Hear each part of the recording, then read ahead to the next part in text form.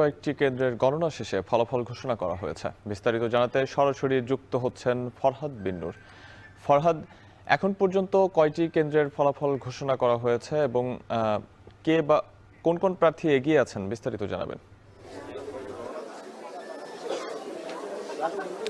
শাহাব, আপনাকে ধন্যবাদ। আমরা দেখছি যে এখন পর্যন্ত 4টি কেন্দ্রের অর্থাৎ বিভাগের ফলাফল ঘোষণা করা হয়েছে। এখন 5ম নম্বর একটি কেন্দ্রের ভোট এই মুহূর্তে গণনা চলতেছে। তবে আপনি যদি জিজ্ঞেস করেছিলেন যে এখন পর্যন্ত এগিয়ে কারা রয়েছে, আমি যদি বলি এগিয়ে আমরা দেখেছি যে 3টিতে ছাত্র শিবিরের সমর্থিত প্যানেলের যিনি ভিপি প্রার্থী রিয়াজুল ইসলাম তিনি এগিয়ে রয়েছেন, আর একটিতে ছাত্র দলের সমর্থিত যিনি ভিপি প্রার্থী রয়েছেন AKM রাকিব তিনি এগিয়ে রয়েছেন।